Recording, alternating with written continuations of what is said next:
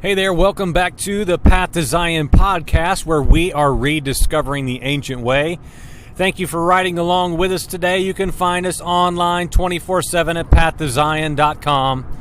Find us on YouTube as well. Thank you for tuning in. You can find some videos that are somewhat new if you have not been to our YouTube channel over the last week to 10 days. There are several series that are live on YouTube right now. And we try our best. I think we've done it 100% so far. Anything that is recorded in video format first, we also do a dual recording for audio that we extract out and put on the pathtozion.com website. And so you'll always, if it is a video, you'll always be able to find it in audio-only format at the website. And also, every audio edition that we record strictly audio for the website is also duplicated on YouTube. And so we're trying to put it on all platforms. And if you need to find out more information about how to download the app or how to do this or that, or I don't know, if you need any kind of technical help, we might be able to help you a little bit. Just let us know. And Path to Zion podcast at gmail.com is the place to do it. We just wrapped up a two-part series. Are there any righteous? I actually recorded that earlier today when I'm recording this episode here. And we're talking about Genesis chapter 18 and 19, the latter half of 18.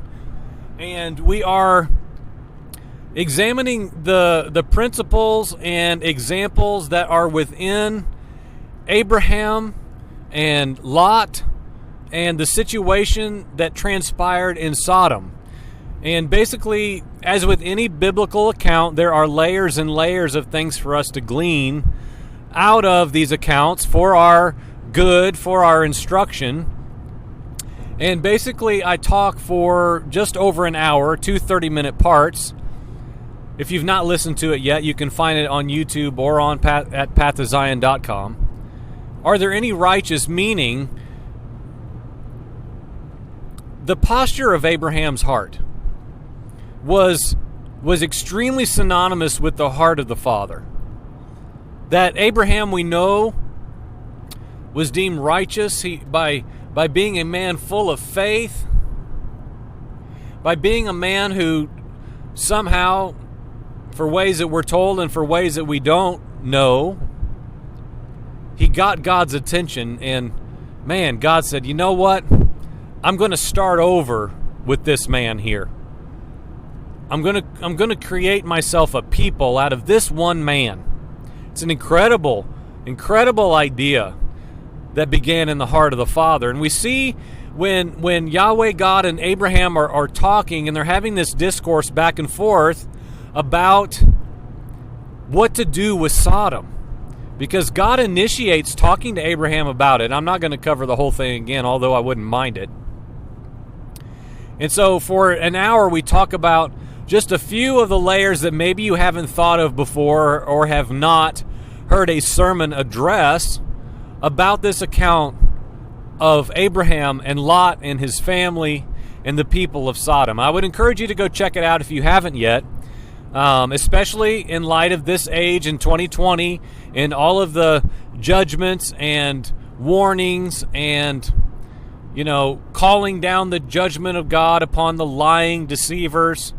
Man, let's just be careful. As I'm always saying, this is no new message that started with this political chaos. This is something I've been saying for years, that it just so happens is more applicable right here and now than it's ever been, which is, hey, church, humble yourself. Find your place. Pray. Intercede for this nation. All of us. For all people, intercede. Ask God for mercy. Before you start crying out for justice and God is resetting everything and this is an age of exposing the lies. Friends, man, I still have not been given a green light to talk about this in fullness yet, but I will say this and we'll move on. Man, oh man, do I feel this to the core of my being, man. This is in the marrow of my bones. I feel like as the church and so many Christian American patriot Republicans are crying out, God, expose the lies. Expose the lies. Friends, please be careful, because he's going to do what we're asking. And friends, it might be us. It might be you. The lies, the deception, the deceitfulness of man might be in you. It might be in me. So we'd better be ready if we're crying out for that. If we're crying out for his heavy hand of justice to come on humanity, uproot the liars, God. Friends, I'm just saying, what if it's you? What if it's the people you've propped up to be holier than the holiest? What if it's us? We'd better be careful what we're asking the Father to do. It might not play out quite like we want, or we're saying with our own mouths, or like we would wish it would. I'm just saying, but that's for another day. Listen, today I'm going to intertwine some real life drama into something that God's teaching me, and that I'm pretty sure he would like to teach you as well. I am getting construction work done on my home. Back in July, my wife and I finally decided, we got right up to the line of decision, and you know what? We pulled the trigger and we said, we're putting insulation and siding on our house. Now, if you're a wealthy man, not a big deal for you. Doesn't take much caution or forethought or planning or anything. Yeah, just tell me how much when you're done. I realize this isn't applicable for everyone, but for us it was a very big financial deal, a very big decision. And for us, we're always wavering on, like, we're seeking the Father about, like, our permanency wherever we are geographically speaking. God, is this where you have us? Is this a home that I'm going to give to my son? Like, God, how long, if you would tell us, how long will we be here? Well, why would we ask those things? Well, in measure, because I don't want to sink thousands of dollars into a physical residence that I might be leaving in 6 months. You understand what I'm saying? Well, it'd be an investment and all that. I understand that, but we're not talking about economics. We're talking about just real life. And so when we did that back in July, and here we are middle of November, we put a significant amount of money to us down on this job to be done. Well, of course, it has not happened until not even a week ago they showed up to start the job. Now, I will do my best to be a man of discretion and of self-control. My natural man is kind of waiting right behind a door for me to push a button and let him out towards this matter. Well, why? It is not going well. If you're a homeowner, if you have, or maybe you own, rental properties or whatever, I don't know, your circumstance or experience, but getting a reliable, trustworthy, hardworking contractor, that's about as likely as finding a marble on the seashore. I mean, it's going to take some time. Might not ever happen. I did my best. We're going to get to this point, why I'm even bringing this up. But we prayerfully considered who to choose for the job. We had several individuals out, several different companies. Man, how do you choose, right? You don't know who's trustworthy. You don't know who's going to do a good job. All of it costs too much, so you can't really gauge it upon cost. All right, God. With great waiting and patience and asking you for favor and help and any kind of direction that you would give us, God, we choose this guy. Now, I realize I can hear people already, golly, Joel, you guys live so heavy and serious. Yeah, we do. It's just how we live. We don't believe in flippant, casual, do whatever you want. It'll all work out in the end anyway. Living, we just don't do that. So keep that in mind. But it's a big deal for us to schedule this job, put a large amount of money down as a deposit. So anyway, this guy and his crew, they show up for the first time mere days ago. And from the outset, I'm just not real impressed. Now, I am a perfectionist, admittedly, but God has helped me to really tame that down and have realistic expectations and to not just be ridiculous and never satisfied and always wishing something was more or better or different than it is. It's something I've worked on for many years, although still flawed and have issues with it. But that being said, I feel like in my reasonable expectations for the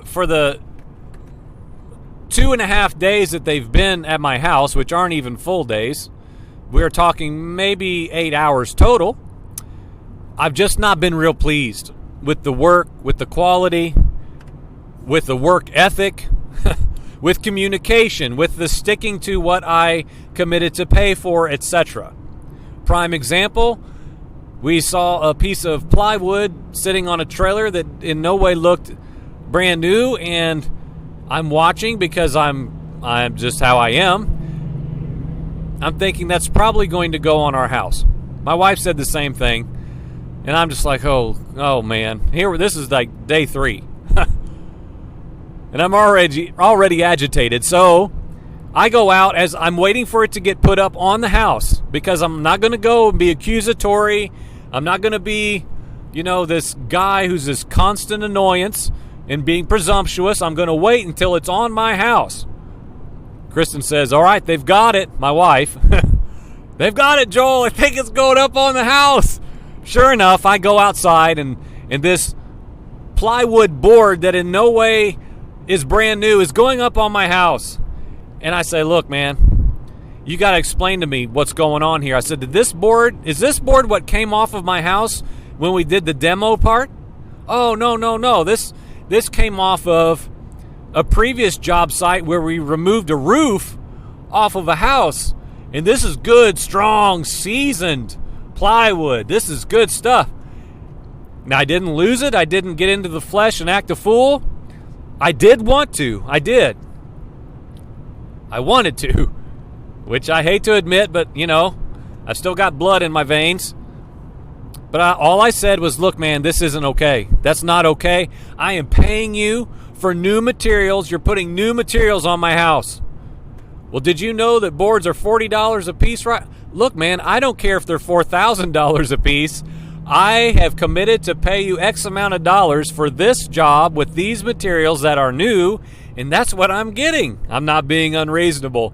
I will save you all the details, not because you wouldn't enjoy them and they would bore you. They would probably make you laugh until you're crying, but I'm not allowed to do that and still be a spiritual, self-controlled man, so I will leave the rest to the side. Now, here's the crux of why in the world I'm even bringing this up. I want so bad to explain all these other things that are so hilarious that happen when you're dealing with other people in the world of contractors, but I'm not going to do it. Show restraint. Okay, moving on. I can do it. Everything came rushing to the forefront of my brain to talk about these hilarious things about how mistreated I'm being mistreated on this job. So anyway, I've got to focus. All right, we're going to move, I promise. Okay, so why would I bring this up? Okay, so as I already alluded to, we prayed about this, choosing this guy. We prayed about it.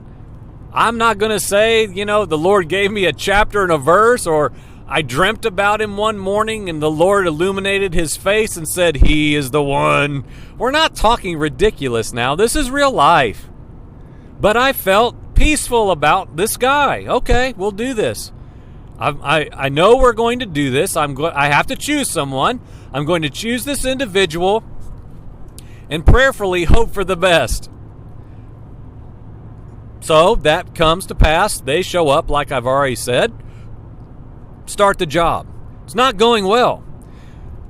Well, they show up at 11 and they leave at 2:30, and this was yesterday, and it makes me very upset. I'm not happy at all. I left for a mere couple hours, and I come home and they're already gone at 2:30 in the afternoon. I'm not real happy, admittedly. But then they are supposed to have someone come back to put the siding underneath our house in our basement because it's very cold here last night, mid-20s. And so I understand they wanted the the siding to be flexible and still be, able to put up and hang correctly. I get that. That's fine. I made room for them in the basement. So I get home and it's still sitting out. I text the guy, are y'all coming back? Long story short, yeah, my guys are coming to do that. Well, they didn't do that. So my wife and I carry insanely heavy boxes of siding to our basement at 9 o'clock at night, prepared for them to be able to come and work today, because I knew, we both said, look, if they think this siding got left out, they won't come to work tomorrow. And so I let him know when he texted me this morning, we put the siding in the house. It's ready to go. Well, it's too cold today. We're not coming. And, oh man, I didn't do too well in my imagination. Thankfully, nothing came out of my mouth, but my imagination was not doing very well towards this guy. And so my wife and I started talking as I just literally, out of my mouth, I started surrendering my emotions to the Father. I need help, Lord. Now, see, people need to know that this is real life for someone. Real life confession, right? We're not superhuman. I don't care who you listen to, who you read, who you watch that wants to say, man, I hear the word of the Lord right now so clear. It's like he's sitting in my car and you better buckle up and receive it, because boy, oh boy, do I know him perfectly. No, we don't. Don't entertain people like that. Find someone who's willing to say, hey, I've got some issues here, but I do know the Father. I do hear him. So in that moment this morning, I just started saying, God, I give you my emotions. I'm angry. I'm upset. I feel wronged. This is the story of my life. Because I'm dependent upon you, because I'm not pushy, because I'm not bossy, because I'm not going to stand up and demand and defend myself and get my way, I get taken advantage of. Father, please. Am I doing something wrong? Help me. But in this moment, first and foremost, I need your peace that passes my understanding, because I'm just upset. This just isn't fair, right? And as I said that, and as literally in seconds of my emotions really ramping up, Father, I will not bad talk this man. I will not think poorly of him the best I know how. I'm not going to stand in judgment up against him. God, I surrender my thoughts. Yeshua, I'm asking you to sift out my thoughts and my intentions. I give you my thoughts. I submit them. And in doing so, I really felt the Father say something to me and remind me of something that I already knew was true, but was very front and center this morning in this situation, which was this. Joel, did you trust me when you had that peace to have this man do the job? Did you pray? Did you ask me? Did you wait? Did you ask for wisdom? Did you ask for my counsel? Did you ask for something just beyond your natural vantage point to arrive at this decision? Yes, Father, I did. Yes, on all accounts, yes. Then why don't you just rest in the fact that I have led you to this place? For a reason. To do something. In you, yes, absolute sure thing, meaning me, myself. Maybe in this man. Maybe in my wife. Maybe in my son. Maybe in one of the workers who comes out. I don't know. Maybe it's yet to be found out, yet to be discovered. But I know for certain already for me. And why I say that right now is this. And man, I'm telling you, I'm not just trying, I'm for the most part completely staying out of this political ridiculousness. But friends, listen to what I'm saying to insert a principle of life into every single facet of everything that we do and give ourselves to. And think on. So many Christian Americans right now, the church for the most part, Republicans, they're so full of angst right now. They're so full of just emotion. And I'm just going to be honest. I'm going to risk sounding prideful. I'm going to just risk that. If you don't hear my heart and my intention, then what can I do? I can't prove myself. But take as an example what I did this morning, Christian Church, and apply it to your life today. Did you pray for this election? Did you seek the Father? Did you wait and listen for his instruction? Did you vote the way he told you to vote? Did you pursue him the way he was prompting you to pursue him? Did you listen for his direction, his leading, his guidance, his counsel? Did you move, act, and believe in faith for something beyond your own opinion, your own vantage point? Because if you did, now you need to pause and ask those questions first and even see if you did those things. But if you can think that through and actually honestly say yes, then why are you in such turmoil? If you in fact did those things, now I would say in many cases, you didn't do those things. Church, you did not do those things. You did what you wanted, what you thought best, and what you will gain the most from.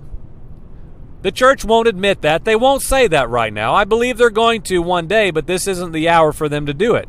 They're still walking in arrogance, pride, boastfulness, haughtiness. But the hour will come when the church has to go down to her knees, lift up her arms, and say, you know what, God, I quit. I literally will depend upon you alone, not my own strength, ability, and wisdom. I don't know anything, God, help me. That's the church's best hope right there, but it's not yet. It's not today. They're not ready. They need more. They need more disappointment. They need more denial of their will. You know what? Just like me. Just like me with this situation with my house. Apparently, God the Father is looking down at me, a son, and saying, you know what, Joel, you still need more. You need more of unfairness. You need more of wrongdoing. You need more mistreatment. Why? To make you more like my son. To make you more like the suffering servant, Yeshua, Messiah, the King. You need more, son. So be careful with your grumbling, Joel. Be careful grumbling, church. I'm telling you, if you want to hear the prophetic word of the Lord, I would in humility come down to the floor and look up at you and submit this on a platter. I push it out on the floor beside you and say, would you at least consider seeing this and looking at this? Will you quit listening to all the prophetic words that talk about how God has to bless you, and don't you dare turn loose until he blesses you? You know the Bible verses. And will you hit your knees and hit your face and say, oh God, I don't deserve any good apart from you. I don't deserve anything. I don't deserve fairness. I don't deserve awesome, wonderful treatment by other people. I don't deserve fairness. We're not in kindergarten. I deserve whatever you bring to me, oh great, perfect Father. What do you want out of this situation? I'm going to stop complaining and stomping my feet like I'm a 6-year-old throwing a tantrum, which I could have easily done today. Easily. Instead, I stop, I quiet my mouth, and I say, Father, help me. I'm not seeing the way you see. I'm not thinking about this the way you think about it, Yeshua. Help me, please, right now. I'm full of emotion. I'm full of angst.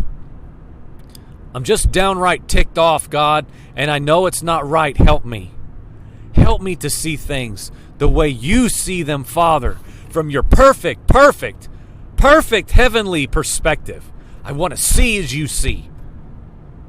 I don't want to go based upon what's fair and what I feel. So friends, take this silly little mundane example, and would you at least consider allowing it being a deep spiritual truth of substance for your life that might actually shake you awake and make you ask some questions? Man, is this really about the will of the Father advancing on the earth, or is it just about me? Is it just about making me and this nation great again? Or is it really, really, really about the will of the Father? I'm telling you, the church has got to ask these questions. The church has to ask this question. Check our motives. Check our hearts. Make sure there's no wicked way in us that's prideful, arrogant, haughty, and demanding we get treated fairly, God. Because guess what? The perfect Father might be saying, you know, child, this is what you need. This is what you need to make you more in my image. Because I am saying, be holy as I am holy. And that is going to cost you your comforts and everything you wish was the way that you wanted it to be. You've been listening to the Path to Zion podcast. We're rediscovering the ancient way. It is not easy. We've got a lot of baggage, but we've got to shake it off. Now is the time to do it, church. Will you do it today? Whatever it looks like for you, will you do it? I pray that you will. If you need help, text us. How would you text us? I'm not giving you my phone number. Email us at pathtozionpodcast@gmail.com. Find us on Facebook. Message us there. I'll pray with you, man. I'll pray. We'll come to where you are if we can. Let us know you're out there. I think the remnant narrow way is getting smaller and smaller with each passing second. I've got to make sure I'm in. Thank you for listening. Check us out at pathtozion.com. Amen.